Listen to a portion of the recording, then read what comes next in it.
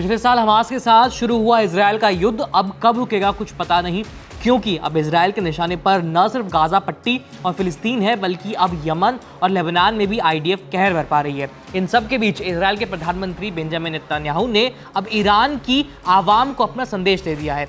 इसी तरह का संदेश नेतन्याहू ने लेबनान पर हवाई हमलों की शुरुआत करने से पहले दिया था। नेतन्याहू के इस बयान के बाद से अब ईरान भी टेंशन में आ गया है कि कहीं अगला नंबर उसका तो नहीं। नेतन्याहू ने ऐसा क्या कह दिया इस बयान में, आज इसी के बारे में बात होगी। नमस्ते, मेरा नाम है आयुष और आप देख रहे हैं एबीपी लाइव वर्ल्ड, जहां हम करते हैं बात अंतर्राष्ट्रीय प्रसंगों से जुड़े मुद्दों पर।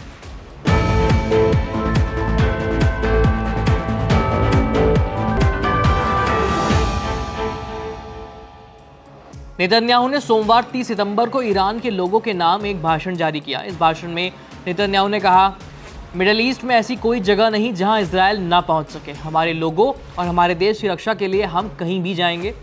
इस निर्णायक क्षण में मैं आपको यानी ईरान के लोगों को संबोधित करना चाहता हूं। मैं ऐसा सीधे, बिना किसी फिल्टर, बिना किसी बिचौलिए के करना चाहता हूं।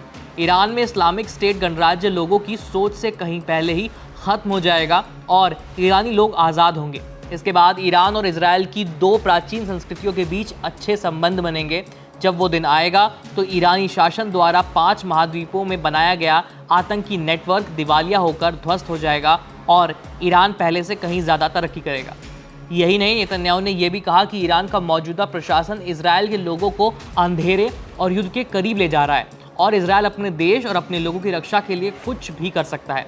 वहीं इसके उलट आतंक को बढ़ावा देकर ईरान अपने महान फारसी लोगों को और पीछे धकेल रहा है और ज़्यादातर ईरानी जानते हैं कि उनके शासन को उनकी ज़रा भी परवाह नहीं है। इस बयान के बाद से ईरान की सरकार चौकन्नी हो गई है, क्योंकि इजरायल ने एक एक करके उसके सभी प्रॉक्सी संगठनों को निशाना बनाना शुरू कर दिया है। नेतन्याहू का यह बयान इजरायली सेना के लेबनान पर 2 हफ्तों की ज़बरदस्त हवाई हमलों के बाद आया है। इन हमलों में इजरायल ने हिजबुल्लाह के आतंकी ढांचे को करीब करीब ख़त्म कर दिया है और उसके नेता हसन नसरल्लाह को भी मार गिराया है। हिजबुल्लाह के ठिकानों पर ईरान की तीव्र बमबारी को ईरान के लिए एक छिपी हुई चेतावनी के रूप में देखा गया है।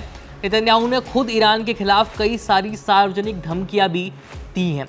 दरअसल इस समय मिडिल ईस्ट में जो भी हालात हैं, उस सारे फसाद का कनेक्शन इजरायल और ईरान से जुड़ा हुआ है। ईरान ने इजरायल से बदला लेने के लिए कसम भी खाई है, लेकिन वो सही मौके की तलाश में है और ऐसे में इस बात से इनकार कतई नहीं किया जा सकता कि इजरायल जल्दी ही ईरान के खिलाफ कोई आक्रामक कदम उठा सकता है। नसरल्लाह की मौत के बाद ईरान ने अपने सर्वोच्च नेता अयतुल्लाह अली खamenei को किसी गुप्त स्थान पर छिपा दिया है। यानी कहने का मतलब ये है कि ईरान ने भी इजरायल की इस चेतावनी को सीरियसली ले लिया है और वो भी अपनी तैयारियों में लग गया है। फिलहाल इस मुद्दे पर हमारी नज़र बनी हुई है। जो भी अपडेट्स होंगे आप तक लाते रहेंगे।